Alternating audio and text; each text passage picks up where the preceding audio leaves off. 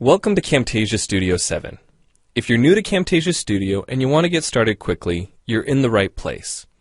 We encourage you to watch this 5-minute video to learn the basics of using the editor, including how to navigate the timeline, make some basic edits, and add special effects. The preview window is where you see the video during playback. The playback controls are located under the preview window.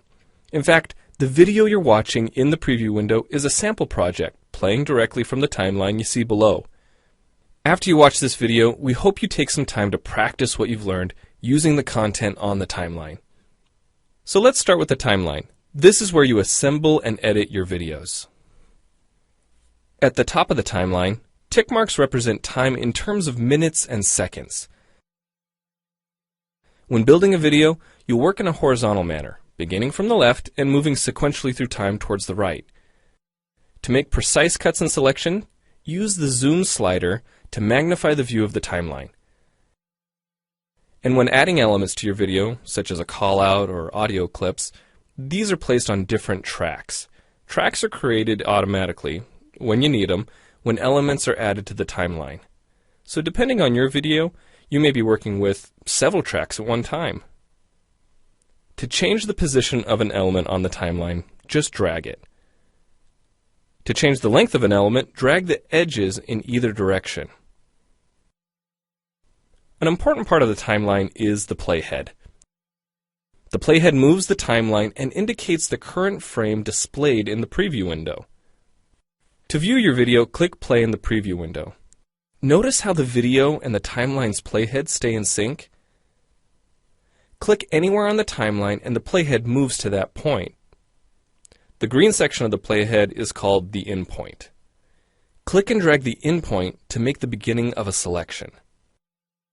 The red section of the playhead is called the out point. Just click and drag the out point to make the end of a selection.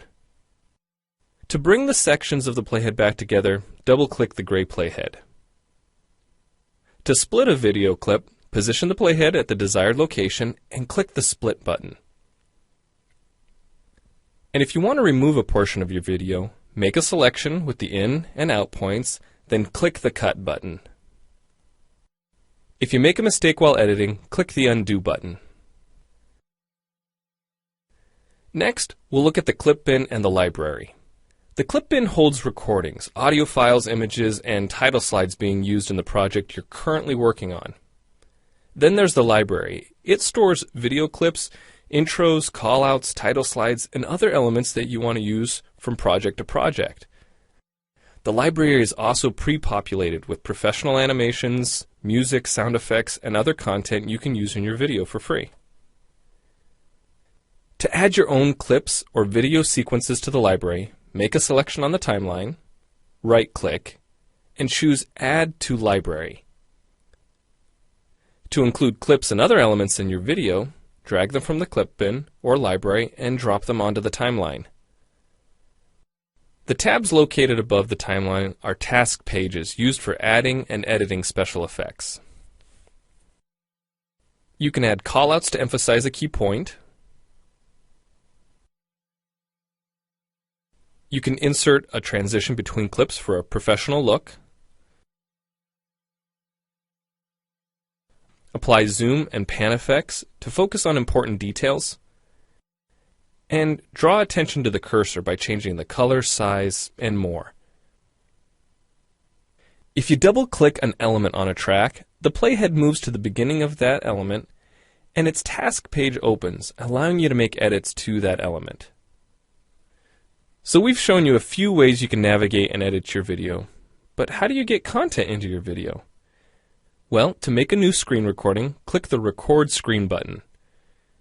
If you already have an audio or video recording to use, click the Import Media button. When you've made edits and added effects to your video and you're ready to share it, you need to produce the project to create a shareable video.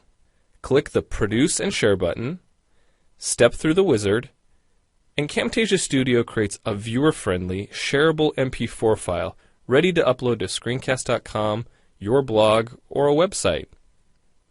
Well, it's time for you to try Camtasia Studio out for yourself using the content on the timeline. The help file in Camtasia Studio will help you use each of the Camtasia Studio features and applications. The Learning Center on TechSmith.com has in-depth video tutorials and other sample projects to download and practice with. So we hope you enjoy Camtasia Studio. And happy screencasting!